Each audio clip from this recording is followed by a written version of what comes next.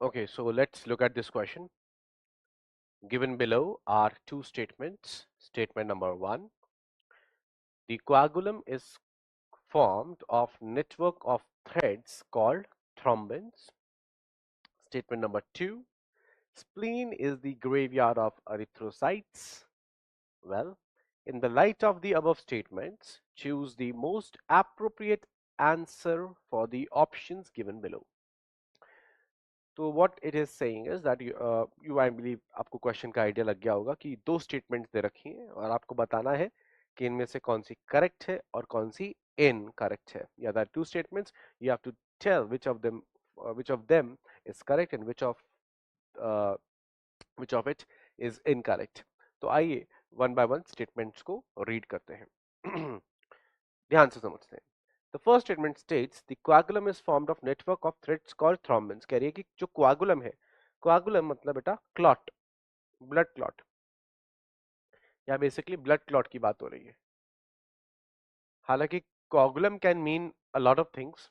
ठीक है, कुछ भी क्लॉटेड चीज को हम coagulum बोल सकते हैं. बट यहाँ पर मुझे कैसे पता है, क्योंकि हम आपने देखा ना ब्लड की बात कर रहे हैं, स्प्लीन की बात हो रही है, थ्रोम्बिन्स की बात हो रही है, थ्रोम्बोसाइट से रिलेटेड है ना. तो मैं एक आइडिया लगाता हूँ कि ब्लड क्लॉट की बात कर रहा है.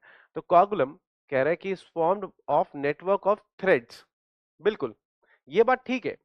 यहां तक ये बात बिल्कुल ठीक बोल रहा था कि जो कोगुलम है, जो क्लॉट है, वो फॉर्म्ड होता है किसके, नेटवर्क ऑफ थ्रेड से. ठीक है, कॉल्ड थ्रोम्बिन्स नहीं, ये यहां पर गलत हो गया. जो भी ब्लड क्लॉट है बेटा, वो फाइब्रोनोजेन जो प्रोटीन होता है, उसकी एक एक्टिव फॉर्म है फाइब्रिन. उसके पॉलीमराइजेशन की वजह से फाइबर्स बनते हैं और वो एंटेंगल होके क्लॉट बनाते हैं. और उसमें कुछ डेड सेल्स भी हो सकते हैं, उसमें कुछ डब्ल्यूबीसीज भी हो सकते हैं. ठीक है ना. तो वो कॉम्बिनेशन है. Thrombin on the other hand वो एंजाइम है. ठीक है ना. थ्रोम्बिन जो कि फिब्रिनोजेन को फाइबर में कन्वर्ट करता है. ठीक है ना.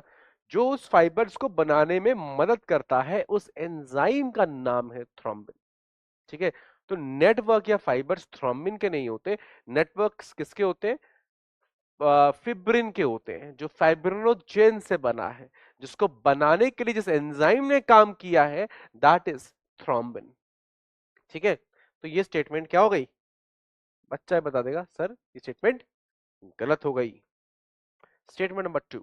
Well, so the next point, spleen is the graveyard of erythrocytes. Well, yes, this is true. ये सच है कि spleen is the graveyard of RBCs.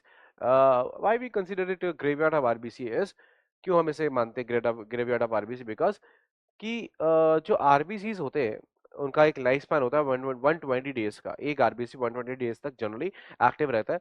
उसके बाद वो स्प्लीन में आके वो डिग्रेड कर जाता है. तो डिग्रेड कर जाता है आरबीसी अल्टीमेटली कहां पर, स्प्लीन में. तो उसे डंप यार्ड ऑफ आरबीसी या ग्रेव यार्ड ऑफ आरबीसी, ये नाम भी हम से भी हम बुलाते हैं. ठीक है. तो ये बात बिल्कुल ठीक है.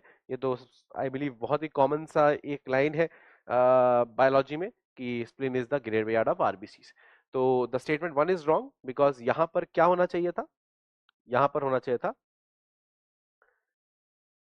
फाइब्रिन. ठीक है, ये होना चाहिए था, थ्रोम्बिन नहीं होना चाहिए था. राइट. एंड ये करेक्ट है. तो statement one is false, two is correct. तो one false and two correct. One false, two correct, that is option number A. तो ए हमारा आंसर हो गया. कॉन्सेप्ट क्या लगाया हमने, कॉन्सेप्ट क्या लगाया, कॉन्सेप्ट लगाया yes, spleen is graveyard of RBC. Spleen is equal to graveyard of RBC. This is correct. After 120 days, after 120 days of lifespan, RBCs are entrapped and thus degraded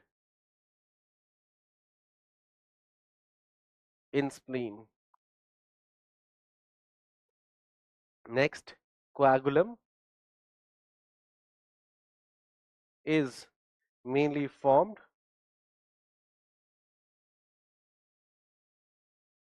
from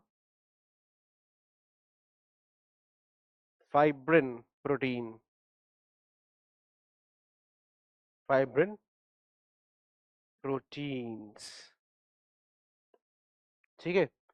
So, graveyard of RBC after 100 days of lifespan, RBCs are entrapped and thus degraded in spleen. Coagulum is mainly formed from fibrin proteins, not thrombin. तो ये हो गया आपका A, the answer, and this here is your concept.